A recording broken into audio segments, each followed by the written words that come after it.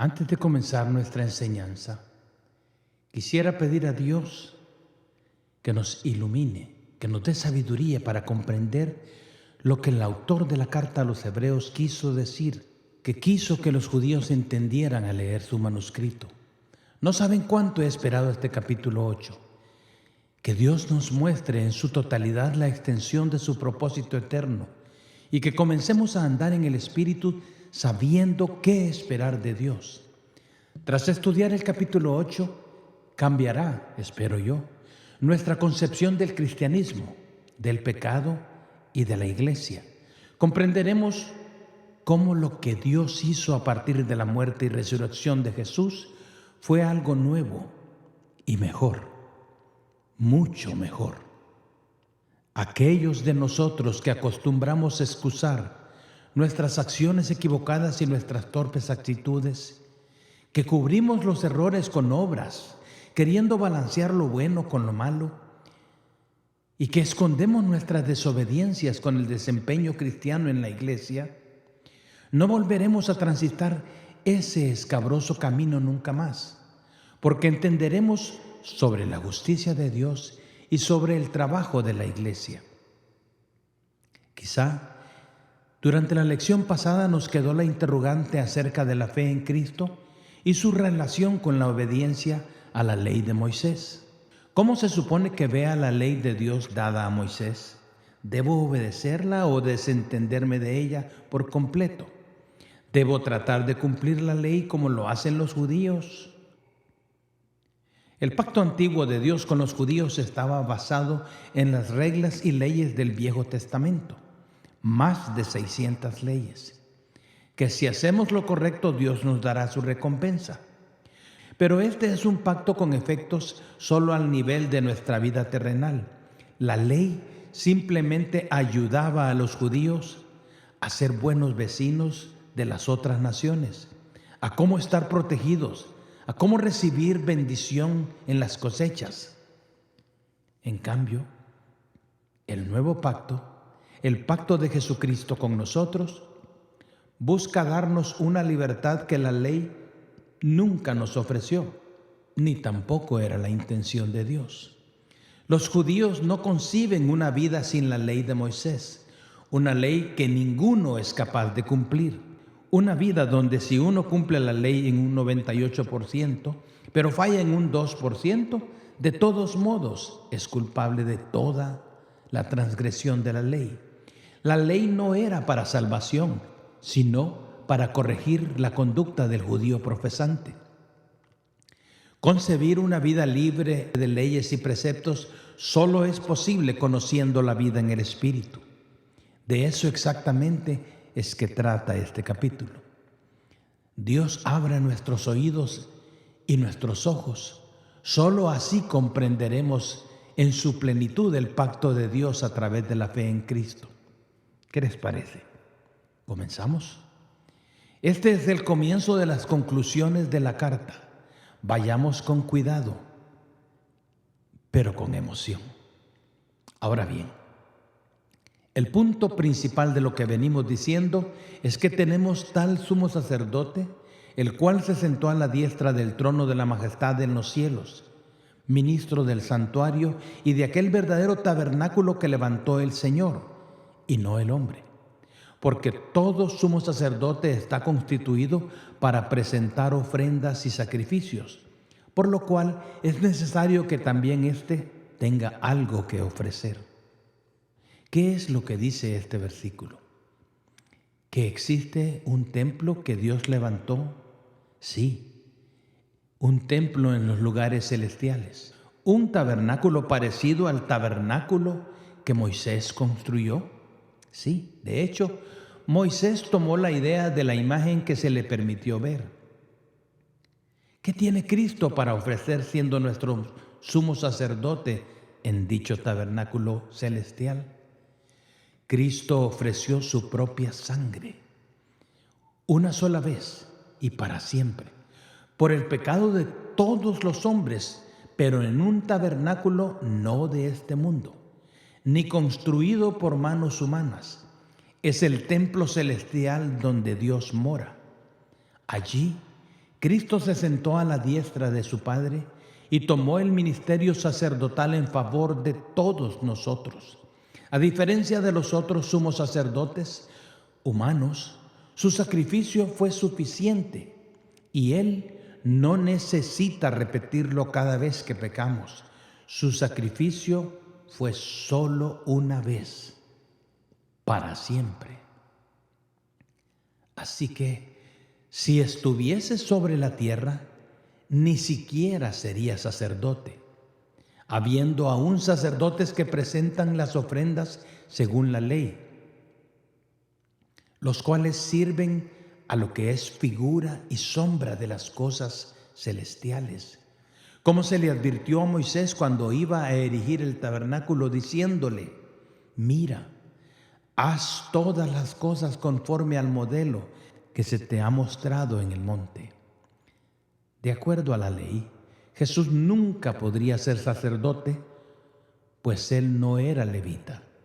Su sacerdocio debía venir de otro orden, de otro patrón.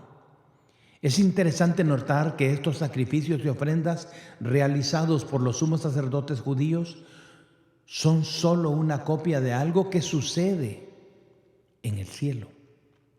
Los sacrificios de los sacerdotes en realidad no podían perdonar completamente los pecados de la nación de Israel, pues solo eran figura y sombra de cosas celestiales. Era solo una muestra de algo que sucedería a través de Cristo. Moisés construyó en la tierra un modelo que le fue mostrado que hay en el cielo. El tabernáculo de Dios existe en los cielos y Cristo, como nuestro sumo sacerdote, entró para ofrendar su sangre en rescate por todos los hombres. Su ofrenda fue definitiva y Dios la aceptó para siempre, como pago por las iniquidades de la humanidad. Dios nos perdonó para siempre, no por cosas que nosotros hubiéramos hecho para merecerlo, ni por obedecerle al 100%, ni por cambiar nuestros estilos de vida malos a buenos. No, Dios nos perdonó porque aceptó como suficiente la sangre de Jesucristo.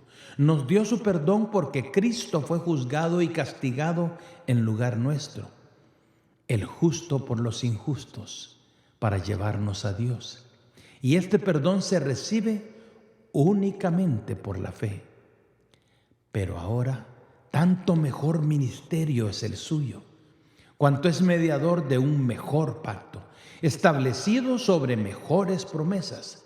Porque si aquel primero hubiera sido sin defecto, ciertamente no se hubiera procurado lugar para el segundo. Claramente da a entender que el pacto antiguo no era completo, tenía una razón de ser y un tiempo de caducidad. ¿En qué sentido este es un mejor pacto? El primer pacto, lo que nosotros llamamos el Viejo Testamento o Viejo Pacto, fue instituido sobre promesas basadas en la recompensa y el castigo. Todo el pacto consiste en vivir bajo las palabras: si haces esto, entonces yo te daré. Sobre este pacto descansaba la recompensa de Dios por la obediencia a los reglamentos establecidos por Dios mismo.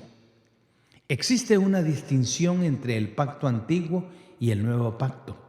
El viejo pacto estaba centrado en promesas muy buenas, pero sobre la vida diaria del pueblo judío aquí en la tierra.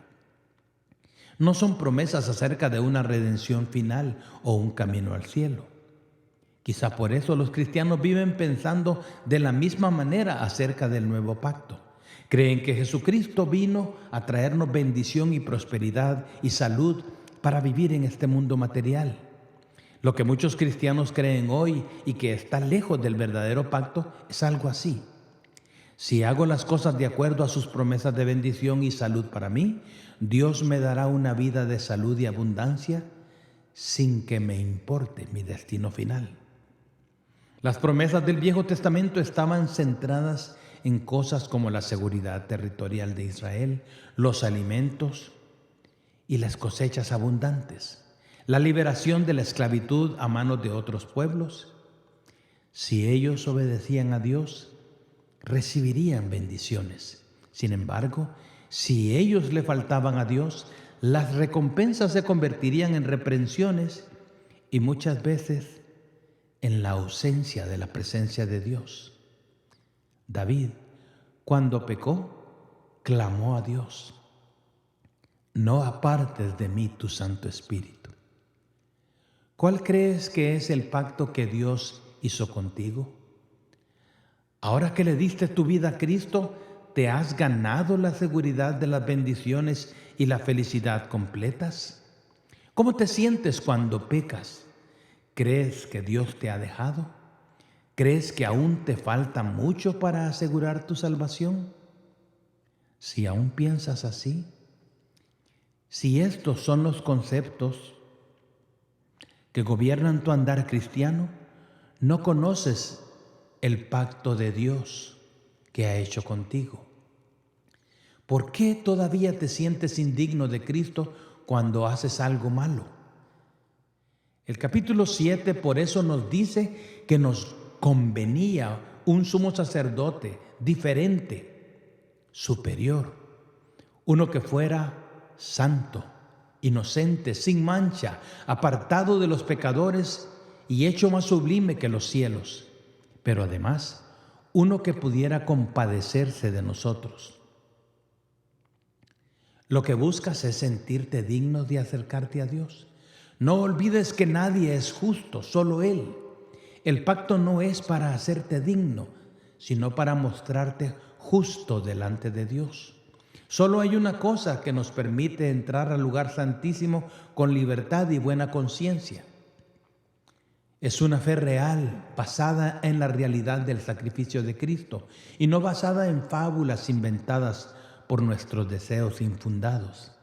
El antiguo pacto de Dios con Israel no hacía provisión para la salvación del alma, sino asegurarnos que nuestra vida en la tierra sería con paz y recompensas.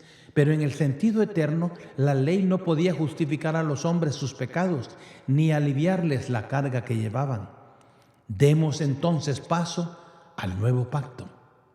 He aquí vienen días, dice el Señor, en que estableceré con la casa de Israel y la casa de Judá un nuevo pacto. No como el pacto que hice con sus padres el día que los tomé de la mano para sacarlos de la tierra de Egipto, porque ellos no permanecieron en mi pacto y yo me desentendí de ellos, dice el Señor. Ellos no permanecieron en mi pacto. La historia de Israel está inundada de un mismo acontecimiento que se repite una y otra vez. Es la repugnante falta de agradecimiento, la desobediencia y el pecado. Los israelitas estaban en paz con Dios. Después le dejaban de lado, se arrepentían de nuevo, Dios perdonaba su osadía y volvía a darles una nueva oportunidad. La ley no se puede obedecer al 100%, ni puede ayudarnos a encontrar el camino hacia Dios. Cuando los israelitas estaban dentro del pacto primero o Viejo Testamento, Dios les protegía y les daba recompensas por sus sacrificios y ofrendas. Sin embargo, se acostumbraron a tapar la falta con un sacrificio que ofrecían del diente al labio, y con eso se iban tranquilos. Es como lo dijo el profeta Isaías: este pueblo de labios me honra, pero su corazón está lejos de mí. Los judíos ya no veían necesario poner el corazón en la ofrenda y el sacrificio por el pecado. Con el tiempo terminó siendo simplemente un ritual que les limpiaba la mala conciencia con Dios, un Dios a quien tristemente desconocían por completo.